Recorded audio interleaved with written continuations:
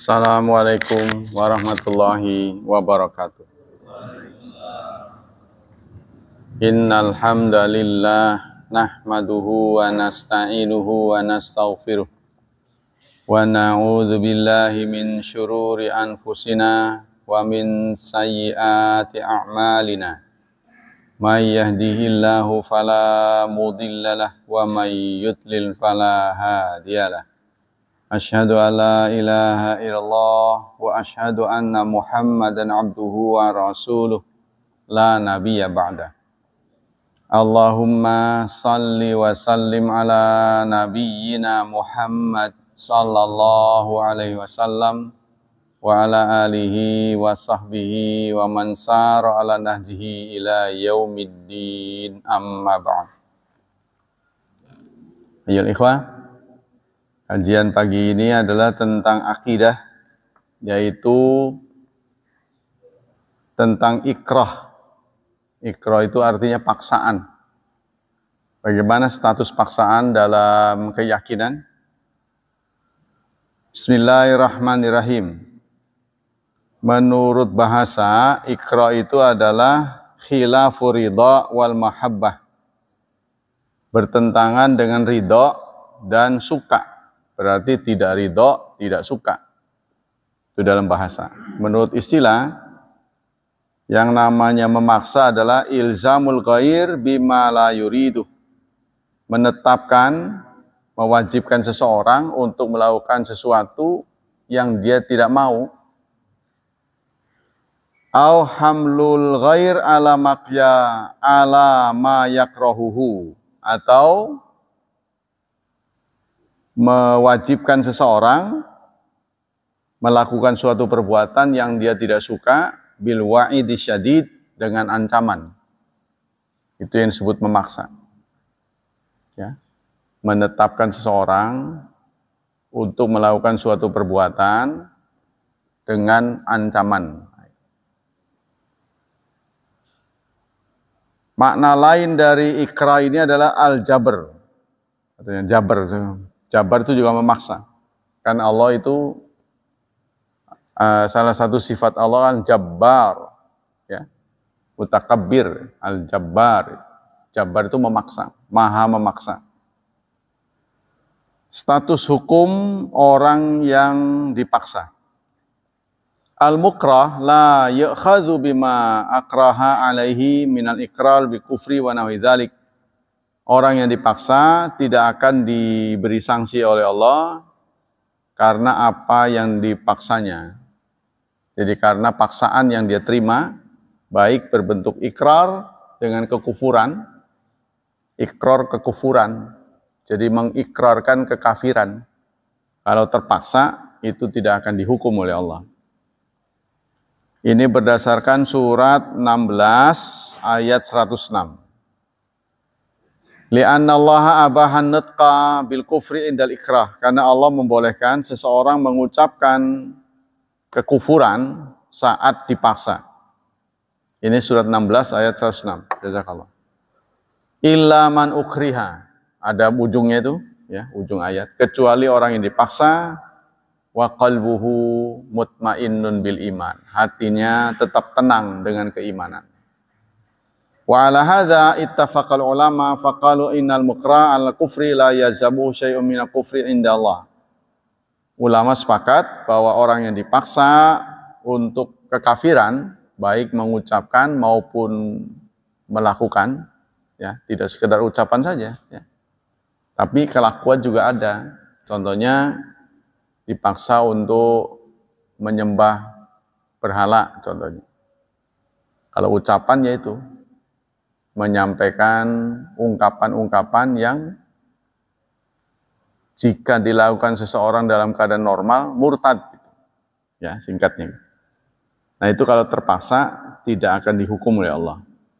Wa yatarattab alaihi ahkamul kufri kaibahati damih wa malih au firaqu zauji. Jadi orang yang terpaksa ini tidak akan mendapat hukuman. Hukumannya apa? Ya, hukumannya halal darahnya, halal hartanya, atau bercerai. Kalau suami istri salah satunya murtad kan cerai, otomatis tuh, nggak perlu ketok palu, ya, nggak perlu pengadilan, tapi proses administrasi tetap lewat pengadilan ya. Wa alaihi yuhmalu furu'u syariah kulliha. Fa idza waqal ikra 'alaiha lam ya'khad bihi wa lam yatarattab 'alaihi hukmun. Nah, singkatnya, kalau seseorang dipaksa maka tidak ada hukum yang dikenakan. Ya. Yang jika dilakukan secara normal dia dihukum. Dalil-dalil tadi surat 16 106. Lengkapnya adalah man kafara billahi, barang siapa yang kafir pada Allah, mim ba'di imanihi, setelah keimanannya. Kafir setelah iman berarti kan murtad. Illa man ukriha, kecuali orang yang dipaksa, wa qalbuhu mutmainnun bil iman, hatinya tetap tenang dengan keimanan, kecuali ya. Walakin man syaraha bil kufri, tetapi ini untuk orang yang tetap tenang dalam kekafiran.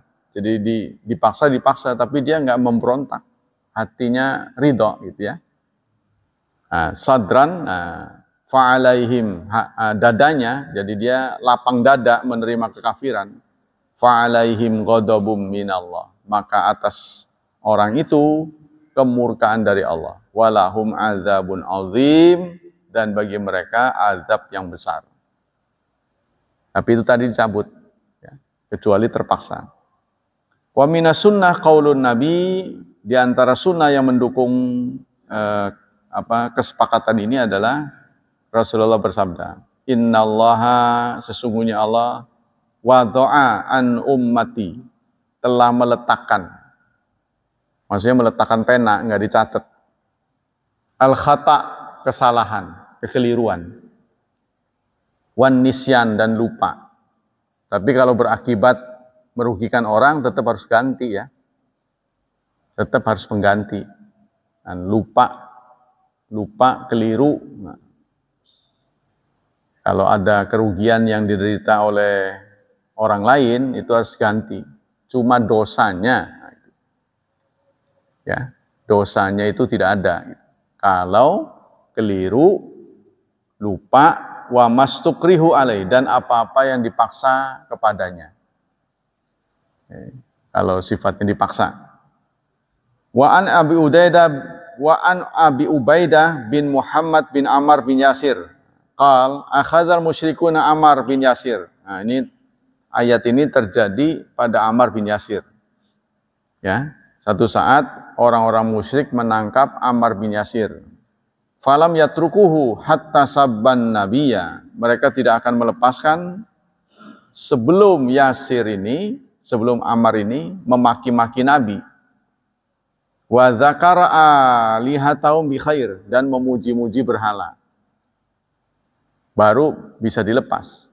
Syaratnya ya, syarat dilepasnya itu harus menjatuhkan Nabi dan memuliakan Tuhan-Tuhan mereka.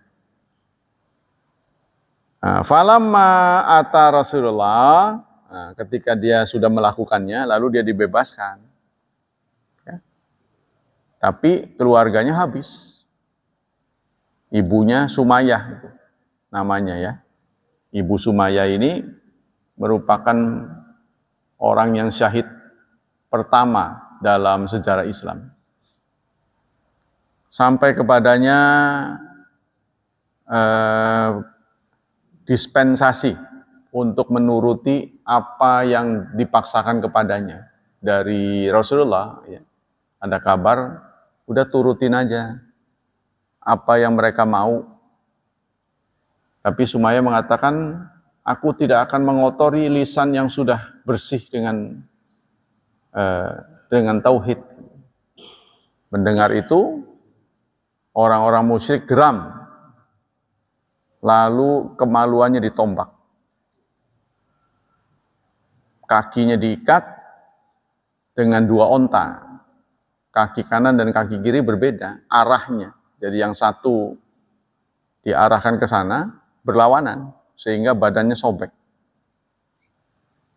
Itu ya, disaksikan oleh suaminya, di depan suaminya. dan Ammar bin Yasir. Jadi eksekusi di depan mereka. Nah, giliran berikutnya sama. Suaminya juga nggak mau. Jadi bapaknya Ammar bin Yasir ini nggak mau menerima dispensasi dari Rasulullah. Dia eksekusi juga di depan Ammar. Giliran Ammar nggak kuat ya. Dia menerima dispensasi. Maka gegerlah para sahabat mendengar apa yang terjadi pada Ammar. Lalu beliau datang, kata Rasulullah, tidak mungkin, Ammar tidak mungkin. Tapi orang udah geger. Karena itu kan dieksekusi di depan halayak ramai ya. Lalu Ammar menjumpai Rasulullah, menangis di pangkuan Rasulullah. Ya Rasulullah, masih ada tobatkah untukku? Nah, itu. Nangislah. Maka turunlah ayat ini. Tadi itu. Turunnya ayat ini kaitannya dengan Ammar bin Yasir. Surat An-Nahl, surat 16 ayat 106. Nah, ini singkat cerita dalam hadis ini. Falamma ata Rasulullah bertanya setelah Ammar menjumpai beliau, ma wara'aka, apa yang terjadi denganmu? Ammar menjawab, syarrun ya Rasulullah, kejahatan ya Rasulullah. Saya ini sudah berbuat kriminal ya Rasulullah. Wallahi ma turiktu hatta niltu minka wa zakartu aliyatahum bi khair. Mereka tidak melepasku ya Rasulullah sebelum aku memaki-maki engkau, menghina engkau, dan memuliakan Tuhan-Tuhan mereka. Kata pengakuan Ammar. Qal, kaifa tajidu qalbaka? Hatimu bagaimana? Kamu setuju nggak gitu dengan apa yang mereka katakan? Qal, mutmain bil iman. Saya enggak ya Rasulullah, saya enggak setuju. Ya. In adu fa'ud. Nah, lalu Rasulullah menyatakan kalau mereka mengulangi hal ini, lakukanlah yang sama. Begitu kata Rasulullah. Ya begitu lagi nggak apa-apa. Yang penting kamu tetap pada keimanan. Zada fi riwayatin, dalam satu riwayat ada tambahan fanazalat, maka turunlah ayat 16 ayat 106. Dalam satu riwayat turunlah ayat ini. Jadi turunnya ayat 16-106, asbabun nuzulnya ini berkaitan dengan Ammar bin Yasir. Ya, jadi orang nggak bisa dipaksakan ya, sesuai dengan tingkatannya. Dia memilih pertama, nggak masalah, mempertahankan imannya itu. Seperti di zaman yang fatal mah yang terjadi di Spanyol. Yang terjadi di Spanyol, mereka mengakui kekristenan. Waktu itu pemaksaan Kristenan besar-besaran. Makanya kalau gereja itu diangkat lagi, artinya diangkat lagi berita ini, kan gini, umat Islam, walaupun dia mayoritas, dia tidak pernah memanfaatkan kemayoritasannya untuk menindas minoritas. Artinya sampai dibunuh itu nggak pernah terjadi dalam sejarah Islam. Kecuali perang ya, perang mah beda. Nggak bisa diomong itu, namanya perang. Kalau perang kita ngalah ya udah nggak usah perang. Nah, kalau sudah dalam keadaan damai, orang Islam itu nggak pernah memanfaatkan kemayoritasannya untuk membunuh minoritas sepanjang sejarah. Nah, tapi sebaliknya, dimanapun keberadaan umat Islam minoritas, nah, pasti akan diancam dengan pembunuhan. Seperti kita lihat di Myanmar, terus di Patani Selatan, ya. Selalu begitu, di mana-mana. Nah, ini mereka selalu ngomong, sudahlah, masa lalu jangan diungkap lagi. Bahkan pendeta itu atas nama Katolik itu pernah minta maaf kepada dunia Islam. Jadi masa yang kelam, itu sangat luar biasa yang terjadi di Spanyol itu. Nah, apa yang pernah terjadi pada mereka? Yaitu mereka dipaksa untuk murtad, lalu mereka mau Begitu mereka murtad langsung dibunuh. Padahal kan mereka murtad itu kan untuk menyelamatkan nyawanya. Kalau kata raja itu, kalau kepada agama saja, kepada Tuhan saja kamu berkhianat, apa yang kami bisa harapkan dari orang berkhianat? Bunuh. Bunuh. Jadi udah murtad, dibunuh juga. Jadi kalau bakalnya dibunuh kan nggak usah murtad angguran. Begitu kan? Nah, ini yang parah. Kita lanjutkan. Aqwalu ahli ilmi, pendapat-pendapat ulama. Qala Syafi'i fi qaulillahi man kafara billah dan seterusnya. Faja'ala qaulahum kufra maghfuran lahum. Kata Imam Syafi'i mengomentari tafsir 16 surat 16 106, maka Allah menjadikan kekufuran itu justru diampuni. Marfu'an ahum fid dunya wal akhirah. Mereka diangkat, artinya dosanya baik di dunia maupun akhirat. Fakanal makna alladzi aqalna, maka menurut pendapat yang masuk akal kata beliau, anna qaulal mukrah kama lam yakul fil hukmi. Orang yang dipaksa sama dengan tidak ngapa-ngapain. Orang yang dipaksa itu dia tidak berbuat hukum apapun. Tidak ada hukum apapun yang dikenakan pada orang yang dipaksa. Wa aqalna anal ikrah huwa ayyaglib bi ghairi fi'lin minhu. Dan menurut kami ikrah itu pemaksaan ayyagliba, ya, dia punya sangkaan, punya dugaan kuat, tidak akan terjadi apa-apa kalau dia nurut. Ya, jadi itu kata beliau itu. Jadi dicabut hukum untuk orang yang dipaksa. Yang kedua, orang yang dipaksa tuh yakin dengan menuruti apa yang dipaksa, dia akan aman gitu. Harus ada keyakinan itu. Kalau enggak ya jangan. Wa qala Ibnu Hazm, ulama lain mengatakan ittafaqu ala anna al-muqra' ala al-kufri wa qalbu mutmainnun bil iman annahu la yalzamu syai' min al-kufri inda Allah taala. Ulama sepakat bahwa orang yang dipaksa untuk melakukan suatu kekafiran sementara hatinya tetap tenang, ya, maka tidak ada apapun yang kita bisa kenakan padanya. Ya, dia tidak menetapi hukuman apapun, sama dengan tidak terjadi. Wakhtalafu fi ilzami ahkamal kufur. Tapi ulama berbeda pendapat tentang sanksi. Disangsi enggak orang seperti itu? Wattafaqu anna khaufal qatli ikrah. Dan mereka juga sepakat, ya, mereka berselisih tentang sanksinya. Tapi sepakat bahwa Allah tidak mencatat apapun pada orang itu, baik min maupun plus. Mereka sepakat takut dibunuh itu bagian dari paksaan. Jadi takut dibunuh, ya, itu sudah menjadi alasan kita boleh melakukan apa yang dipaksakan. Takut dibunuh, alasan takut dibunuh. Wa qala Ibnu Taimiyah ta'ammaltul madhab fawajadul ikrah sehingga orang yang membunuh saat mempertahankan nyawanya itu juga tidak dikenakan hukuman. Ya, sebagai contoh orang dirampok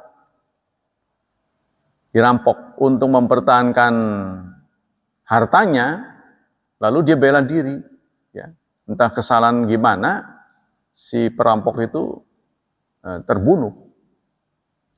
Maka menurut hukum Islam, asal bisa dibuktikan, ya, dibuktikan dengan data-data, maka dia bebas dari hukuman. Jadi salah satu bentuk bebas dari hukuman itu adalah menyelamatkan nyawa. Menyelamatkan nyawa, karena bagian dari syariat Islam itu adalah hifdzun nafas. Hifdzun nafas, membela atau menyelamatkan nyawa orang itu lebih dipentingkan bahkan daripada ibadat mahdoh. Ibadat mahdoh, contohnya kita mau takbir di pantai ini, lalu di depan kita ada pemandangan orang mau kelelep, udah menggap-menggap, minta tolong. Kita bisa berenang, bukan nggak bisa berenang. Kita tinggalkan sholat yang sudah mau takbir tadi. Akibatnya sholat kita terlambat. Bukan sekedar terlambat, malah waktunya habis. Itu tidak dikenakan sanksi oleh syariat. Karena menolong. Ya, tidak berdosa dengan cara begitu. karena kan menyelamatkan nyawa dan butuh kecepatan, ya, sama dengan kita sholat di depan kita ada orang buta yang sedang mengarah ke sumur, buta itu, kemungkinannya itu nggak selamat, maka kita tinggalkan sholat, kita kejar dulu, karena itu butuh waktu. Nah, kalau kemudian secara di luar dugaan sholat kita akan habis waktunya, Allah juga memaafkan karena menolong. Ya, kalau orang kita ketat, tetap pada pendiriannya, hubungan dengan Allah nggak boleh diputuskan, ya udah terlambat. Nah, kita lanjutkan. Syarat-syarat yang harus dimiliki oleh apa yang disebut paksaan. Kata beliau ini ada beberapa syarat, ada berapa ini? Kita lanjutin lagi. Pertama, ayyakuna fa'ilu qadiran ala iqaima yuhaddidu bihi wal ma'muru ajisan anit daf'i wala bil farar.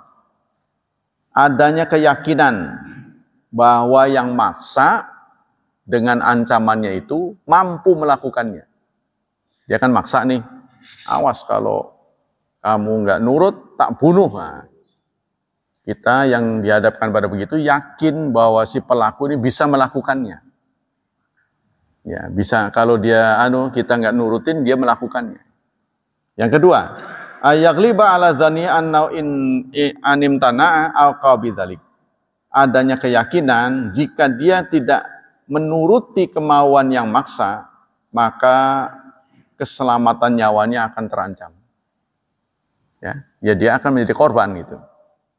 Yang ketiga, ayyakuna ma huddida bihi faurian. Yang ketiga, ancamannya itu sudah di depan mata, nggak bisa dihindari. Gitu. Falau qala lahu masalan, seandainya yang ngancam itu mengatakan ilam taf'al kadza darabtuka gadan. Kalau kamu tidak menuruti apa yang aku suruh, maka besok saya akan pukul kamu. Nah, ini kata ulama la yu'addu mukrahan. Yang seperti ini tidak bisa disebut paksa. Kalau durasi yang tersisa dia bisa hindar, bisa lari. Tapi kalau nggak bisa kemana-mana, ya itu dipaksa juga. Kalau kamu sampai besok masih tidak nurut, tak pukul kamu. Ya, contohnya disetrum apa gitu, diracun. Kemungkinan untuk lolos nggak bisa, maka itu masuk kategori dipaksa. Tapi kalau bisa lolos, bukan dipaksa. Jadi jangan diam aja, pasrah menerima ancaman itu, sementara kita bisa menghindar, gitu singkatnya. La yu'adu mukra wa yustatha minhu halatani, tapi ada pengecualian, ayadhkura zamanan qariban, ayadhkara jiddan. Waktu yang disediakan tidak cukup. Ayyarifa min adatil mukri annahu la yukhlif. Dia yakin kebiasaan, ya, adat dari orang yang memaksa itu, dia tidak akan mengingkari janji. Jadi walaupun dia memberikan tempo, tapi kita tahu betul bahwa pelaku ini tipe orang yang eksak, tidak mengingkari janji. Kalau dia udah ngomong pasti dijalani. Nah, maka kita boleh masukkan itu ke dalam ikrah. Tapi kalau kira-kira orangnya bisa dinego, ini tidak termasuk paksaan, maka kita harus nego. Ya, pilihan lain gitu, yang lebih ringan. Yang keempat, alla yadhhara minal ma'mur ma yadullu ala ikhtiyari. Tidak ada sinyal, ya. Tidak ada sinyal dari orang yang disuruh hal, ya, yang menunjukkan rekayasa. Jadi jangan sampai pemaksaan ini sifatnya rekayasa dari yang dipaksa. Rekayasa dia, sandiwara belaka. Nah, ini tidak boleh, bukan paksaan ini. Jadi kan ada begitu kan, namanya dagelan. Dagelan supaya dia dianiaya kan, karena orang Indonesia ini kan sifatnya nggak tegelan gitu.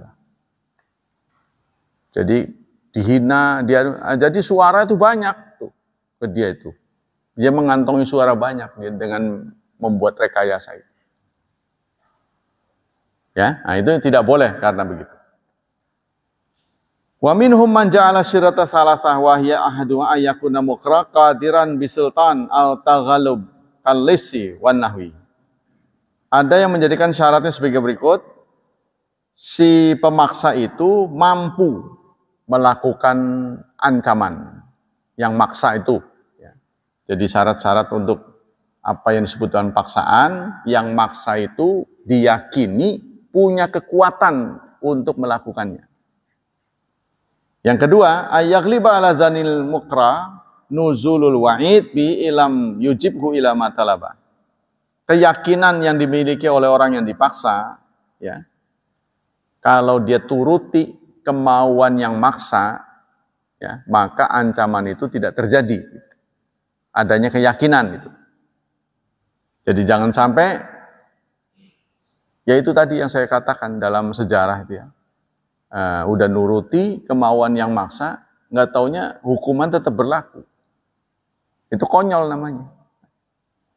Yang ketiga, ayyakuna mimma yatadara bihi dararan kasiran. Ancaman yang disampaikan oleh yang maksa, ya, itu ancamannya berat. Tapi kalau ancaman yang ringan bukan pemaksaan. Contoh ancaman yang berat itu adalah qatli, menghilangkan nyawa, akan dibunuh. Ya. Yang kedua, darbi syadid, akan dipukul dengan keras. Ya, sehingga sebagian dari anggota tubuhnya cacat, nggak bisa difungsikan lagi. Nah, ini kan berbahaya. Ya. Kemudian qaidit tawila ini diikat, dirantai, dibelenggu, sehingga mengalami penderitaan yang panjang. Ya, ini juga tidak boleh. Ya. Wa akhdil mal al-katsir, begitu juga akan dirampok, akan dihabisi hartanya. Kalau dia nggak ngaku gitu ya. Ini juga kita boleh masuk ke kategori pemaksaan. Jadi membela harta itu boleh ya. Kita membela nyawa, membela harta, kita berbuat sesuatu supaya terhindar, itu boleh dalam Islam. Ya, contohnya sampai ada kasus dalam fikih itu. Orang yang junub kan nggak boleh tinggal di masjid. Ya. Kemudian dia dihadapkan pada perampokan. Menghadapi perampok. Dia masuk ke masjid, maksudnya supaya aman. Padahal dia punya junub. Jadi kenapa dia melakukan itu? Membela harta. Membela harta. Ini dalam Islam dibolehkan. Jadi tidak dosa. Walaupun itu haram, junub di masjid kan nggak boleh. Ya, tapi dalam rangka membela harta, dalam fikih itu dibolehkan. Al-aqsam, qasamal ulama ikra ala ila nawain. Bagian-bagian paksaan. Paksaan itu ada dua macam. Ikrah tam. Pertama, pemaksaan yang sempurna, paripurna. Wa huwa ma yujibul ilja wal itirar tab'an kal qatli wal qat'i wad darb alladhi yakhafu fi talafun nafs. Yaitu tam ini adalah permanen, sesuatu yang akan mengakibatkan kerugian permanen. Contohnya pembunuhan. Ya. Jadi kalau nggak melakukan, tidak menuruti apa yang diperintahkan, akan dibunuh. Kan nyawa nggak bisa tumbuh lagi, itu kan? Atau dimutilasi. Dimutilasi. Kan nggak bisa, kalau telat, ya, nggak bisa difungsikan lagi, kan? Atau dipukul, yang mengakibatkan fungsi dari anggota tubuh itu cacat, menyebabkan cacat. Ya. Awil udwi qalla darb, baik secara secara banyak, baik banyak maupun sedikit. Yang kedua, ikrahun nafis, pemaksaan yang sedikit. Kalau tadi kan sempurna. Ya, yaitu yang akan mengancam keselamatan nyawa, keselamatan anggota tubuh, gitu kan. Contohnya matanya dicus pakai rokok, sehingga kalau dia nggak nurut ya buta. Contohnya begitu. Nah, ini juga patut kita pertimbangkan. Wa huwa ma la yujibul ilja wal itirar wa huwal habsu wal qaid. Nah, yang kedua ini adalah pemaksaan yang tidak sempurna, artinya tidak begitu berat, ringan. Contohnya ya, ditahan. Kalau dia nggak nurut, ditahan. Nah, tapi tetap tubuhnya sempurna. Cuma ditahan doang, ya. Tidak boleh keluar. Kemudian dipukul dengan pukulan yang tidak membuat cacat, ya. Pukulan bisa ditampar contohnya. Walaysa fi taqaddumul lazimun siwa ayyal haqau minhu iqtinam al-bayyin min hadhil asya al-habsu wal qaidu wad dar. Walaysa fi takdirun. Nah, tidak ada kaidah yang tetap untuk hal seperti ini, ya. Bagaimana teknisnya gitu kan. Penderitaan yang dialami ini nggak bisa diceritain. Pokoknya nggak sampai membuat kehilangan nyawa, kehilangan anggota tubuh, ini yang namanya nakis. Maka kita boleh memberanikan diri untuk menolak. Ya, dengan menolak ya paling itu tadi, dihukum ringan gitu. Nggak boleh keluar. Al-masailul muta'alliqah, al-masailul ula hukmul inqiyad lil ikrah. Hukum menerima tantangan. Bagaimana kita mengambil sikap untuk menerima tantangan? Ya artinya dipaksa, kalau nggak begini, kamu akan begini, diancam. Kita terima. Ya, artinya ancaman kita itu kita terima. Gimana hukumnya? Ittafaqal ulama ala annahu yajuzul mukra ayyuhal kafir ibqan limahjatihi. Ulama sepakat boleh bagi orang yang dipaksa untuk menuruti orang kafir, ya, dalam rangka menyelamatkan nyawanya. Jadi dipaksa sama orang kafir, kalau nggak nurut nanti tak bunuh. Nah, maka orang Islam boleh menuruti kemauan orang tersebut demi keselamatan nyawanya. Wa yajuzu law ayastaqtila kama kana Bilal ya'ba alaihim dzalik. Tapi menurut syariat boleh menantang. Yastaqtila ini menantang maut. Boleh kita terima. Ya udah. Kita tetap pada pendirian nggak mau. Ya. Ini pernah dilakukan oleh Bilal. Bilal bin Rabah, muadzin Rasulullah, ya. Saat beliau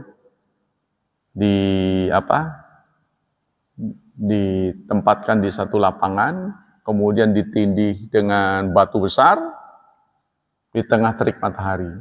Ya, itu yang beliau katakan ahad, nggak diberi makan, nggak beri minum, sehingga dehidrasi. Datanglah Abu Bakar menyelamatkan beliau, ya. Lalu dijual nego, ya, dengan harga yang dinaikkan, dibeli oleh Abu Bakar. Karena budak kan, Bilal ini budak, dibeli oleh Abu Bakar. Itu tentu mahal sekali, ya, kita tahulah. Berapa harga sapi, berapa kambing naik ke sapi, sapi lebih mahal lagi onta. Manusia pasti lebih mahal. Karena Bilal kan negro dia, jadi kuat, dimanfaatkan tenaganya. Tapi dia tetap pada pendiriannya. Cuma karena ngajinya belum lama, jadi bisa ngomong itu ahad gitu. Nggak mau dia menuruti apa yang didiktekan oleh pemaksanya. Begitu juga pernah terjadi musyrikun, lalu orang musyrik pun menyiksa beliau. Wa huwa yaqul ahad. Beliau mengatakan ahad. Wa kadzalika Hubaib bin Zaid al-Ansari. Begitu juga terjadi pada Hubaib bin Zaid al-Ansari. Lamma qala lahu Musailatul Kadzdzab, saat Musailamatul Kadzdzab, ini ada seorang musyrik, ya, yang mengaku nabi. Dia jadi nabi, sehingga dia juga melakukan pemaksaan. Salah satu yang dipaksa adalah Hubaib bin Zaid, ditangkap. Lalu Musailamah berkata, "Atasyhadu anna Muhammadar Rasulullah?" Apakah kamu menyaksikan Muhammad Rasulullah, Muhammad utusan Allah? Dia menjawab, "Na'am." Ya, katanya. Wala maqala lahu, apakah atasyhadu anni Rasulullah, apakah kamu mau bersaksi aku ini adalah utusan Allah? Faqala lahu, lalu Hubaib menjawab, ana asam, saya tuli. Nggak tahu, saya nggak dengar apa katanya. Saya tuli. Faqatalahu, maka dibunuhnya Hubaib. Jadi gara-gara tidak mau ngaku ya, dibunuh. Yang kedua, nah jadi yang masalah pertama, bolehkah kita menantang kematian karena nggak mau dipaksa? Hukum Islam boleh. Tapi menerima menolak, artinya menerima dispensasi juga boleh. Ya, yang KW1 ya nolak. Artinya nolak tawaran ya. Nah, jadi dia akhirnya kehilangan nyawa. Nah ini syahid di sisi Allah. Tapi kalau dia nggak kuat memilih hidup, dengan tadi mau menerima apa yang dipaksakan, juga boleh dalam Islam. Yang kedua, hukmul ikra ala fi'li. Hukum pemaksaan terhadap perbuatan. Kalau tadi kan ucapan, bagaimana kalau perbuatan?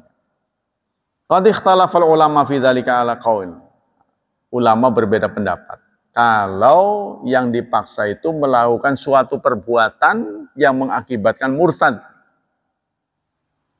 Kalau tadi kan ucapan ya, nah sekarang perbuatan. Al-qaul awal anal ikra fil fi'li wal qaul sawa. Pendapat pertama adalah mengatakan ucapan maupun tindakan sama hukumnya. Sepanjang dipaksa, maka tidak mendapat nilai min atau plus. Wa huwa qaulul jumhur. Ini adalah pendapat mayoritas ulama. Ucapan ta, kelakuan ta.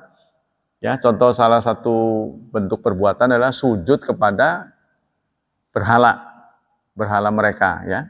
Contohnya gitu. Mau nggak sujud pada berhala? Warawa dzalika itu ada kasus tuh dalam kitab tauhid. Orang masuk neraka gara-gara lalat.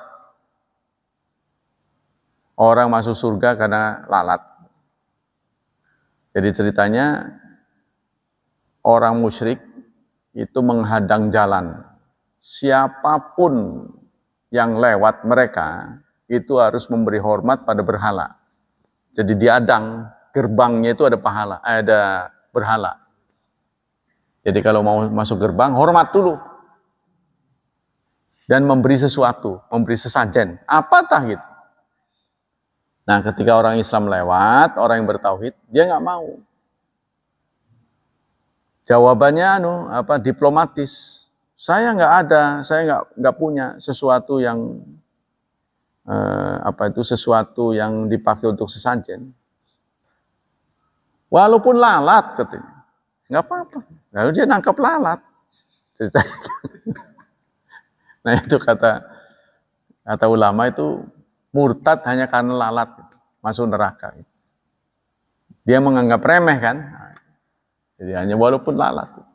Karena menghormati berhala itu nggak boleh.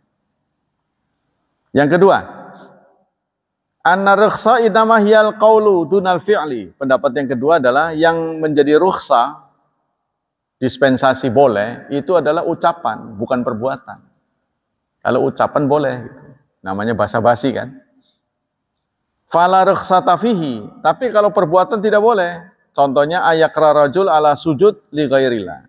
Seseorang memaksa orang Islam untuk sujud kepada selain Allah. Contohnya itu kepada berhala. Ya. Awis salat li ghairi kiblat, atau salat bukan pada kiblatnya. Rawadzalika an Hasan Basri wa huwa qaulu Auza'i wa Sahnun. Ini pendapat dari Auza'i, Imam Auza'i dan Sahnun. Jadi ulama berbeda pendapat. Ada yang mengatakan semua baik ucapan maupun perbuatan sama. Sepanjang dipaksa tidak punya nilai. Tapi ada yang mengatakan dibedain antara perbuatan dan ucapan. Kalau ucapan yang boleh, perbuatan enggak. Ya.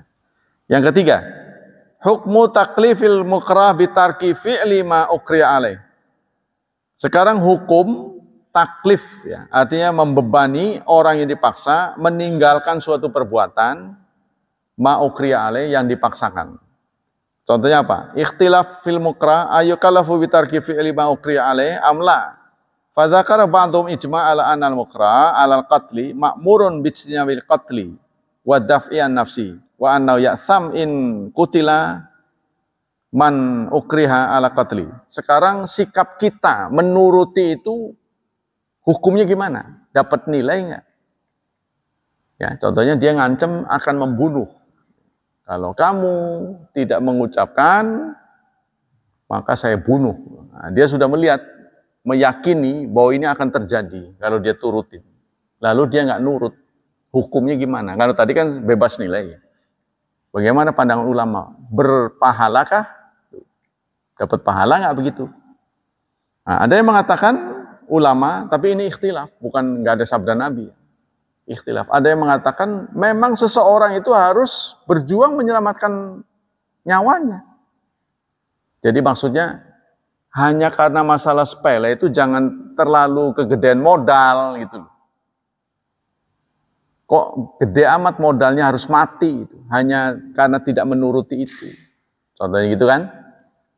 Contohnya orang yang berkeyakinan sesuatu haram. Menurut kita bid'ah gitu. Kalau kamu nggak nurut, tak bunuh gitu. Dia tetap aja nggak nurut. Ya akhirnya dibunuh. Itu terlalu gede amat gitu modalnya.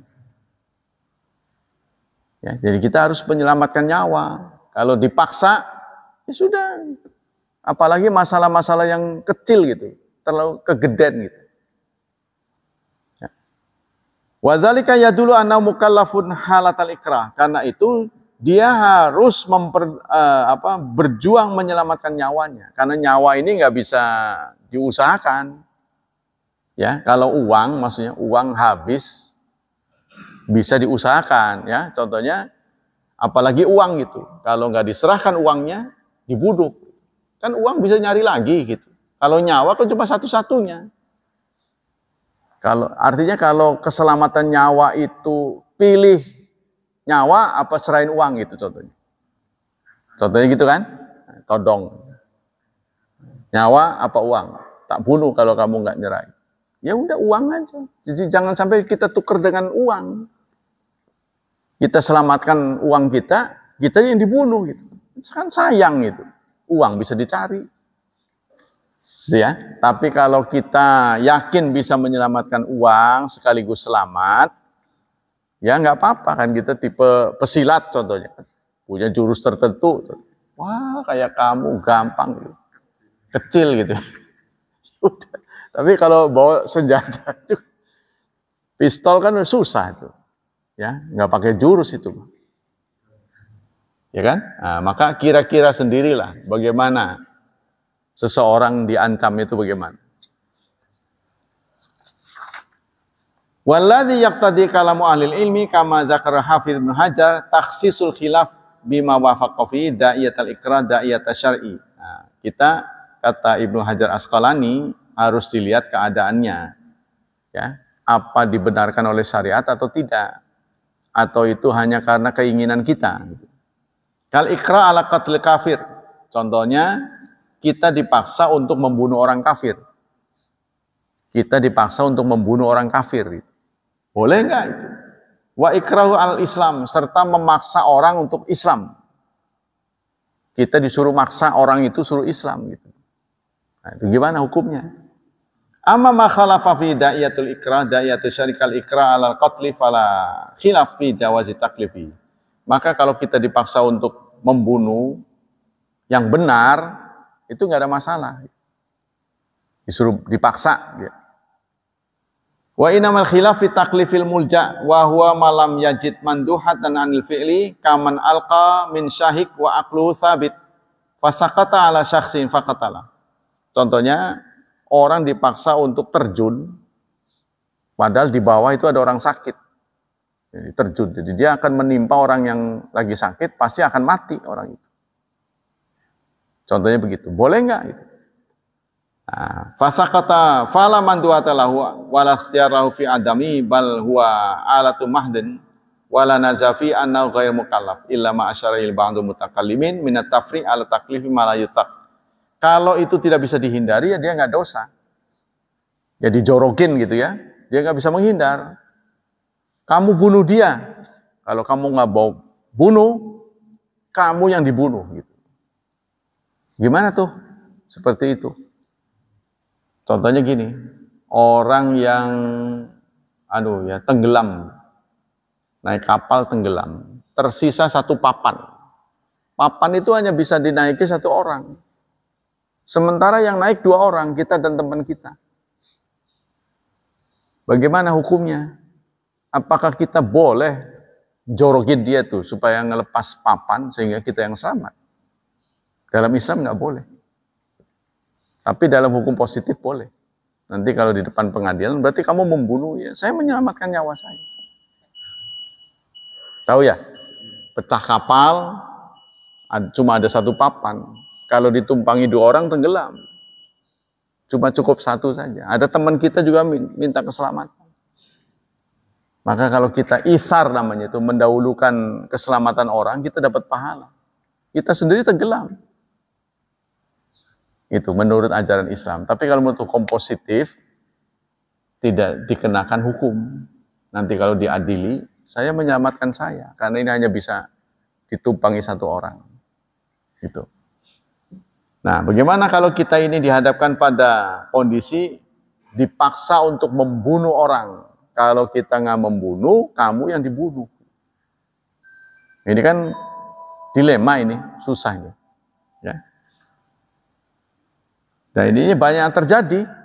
Banyak yang terjadi. Ngaku nggak? Kalau nggak, kamu yang akan di. Akhirnya dia ngaku. Akhirnya teman-temannya kena. Dalam perjuangan begitu, ditangkap 1. Kalau kamu nggak ngaku, tak bunuh. Atau udah ngaku, dibunuh pula. Apa jaminannya nggak dibunuh? Kan dia nggak tahu persis. Kalau nggak tahu persis ya jangan. Ya lalu setor kan informasi. Begitu udah setor, sama temannya bisa khianat, apalagi kepada kita, dibunuh bisa. Nah itu ya, itu terjadi dalam perjuangan-perjuangan bisa begitu. Al-Athar. Nah, sekarang perbuatan-perbuatan sahabat, ya, kejadian-kejadian yang menimpa sahabat. An Umar, laisa rajul bi aminin ala nafsi. Seorang itu tidak bisa mengamankan dirinya. In ajoktuhu, au akhaftuhu, au hasibtuhu. Seseorang tidak bisa menyelamatkan dirinya kalau aku sakiti, atau aku takuti, atau aku tahan. Katanya gitu. Jadi seseorang tidak bisa aman. Tidak bisa melepaskan dirinya kalau aku hukum, nggak bisa. Dari Ibnu Mas'ud qala man min kalamin atakalam bi baina yaday sultan yadrau anni ma baina sautin ila sautaini illa kuntu mutakallaman bi. Tidaklah ada ucapan ya yang jika aku katakan di depan sultan dengan ucapan itu aku selamat dari cambuk, 1 cambukan atau 2 cambukan, kecuali aku akan mengatakannya. Ini kata Ibnu Mas'ud. Kata Ibnu Mas'ud, tidak ada satu ucapan yang aku katakan di depan sultan. Ya, dengan ucapan itu aku selamat dari 1 cambuk atau 2 cambuk, melainkan aku akan katakan. Maka aku akan katakan. Jadi, untuk menyelamatkan diri kita dari siksaan, kita boleh memilih dispensasi tadi. Tapi itu menurut saya harus ditimbang-timbang, gitu kan? Kalau semua orang begitu, maka akan lahir pengkhianat namanya. Contohnya prajurit ditangkap. Kalau kamu tidak ngasih tahu di mana temanmu, aku bunuh, kami bunuh. Dia setor informasi, memang dia selamat, teman-temannya kena semua. Nah ini dia harus pertimbangkan dengan operasi tutup mulut.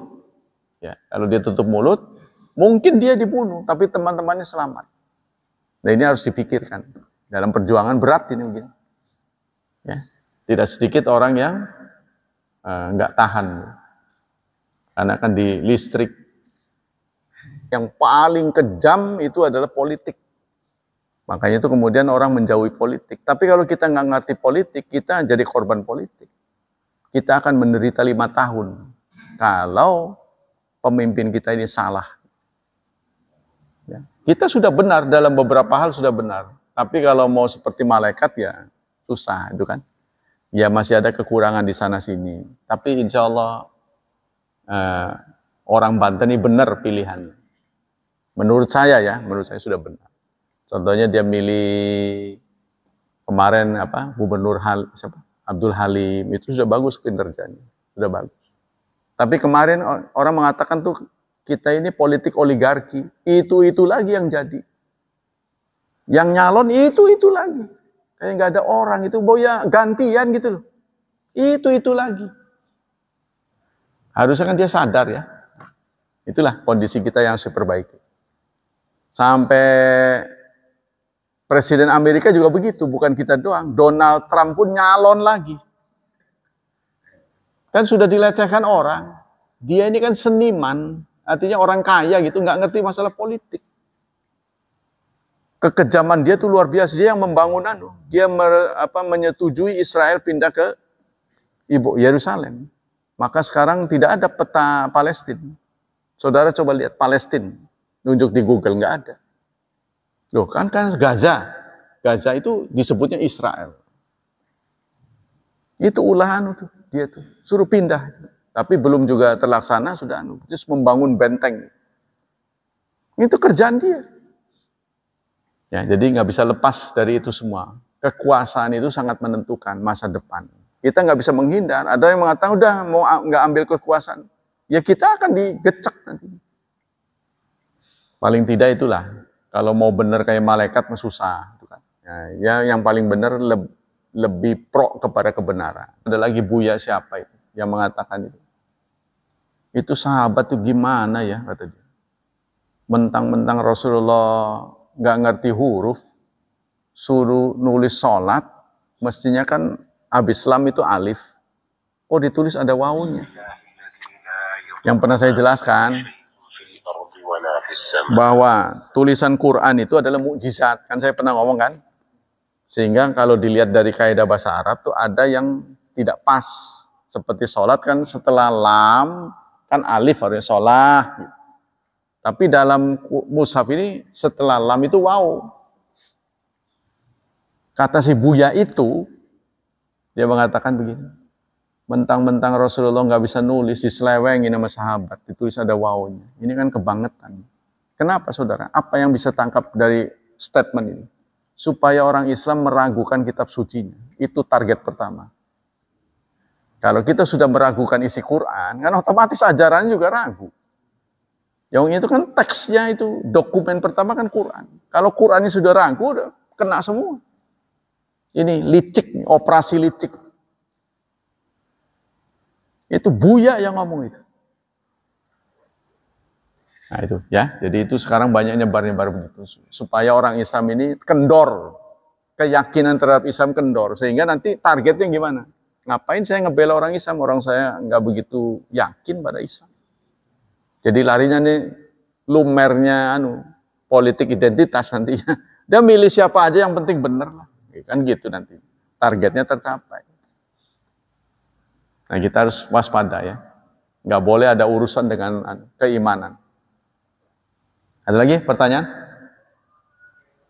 Cukup ya? Demikianlah hadirin, hafizani wa hafizakumullah. Semoga Allah melimpahkan pahala yang berganda untuk kita.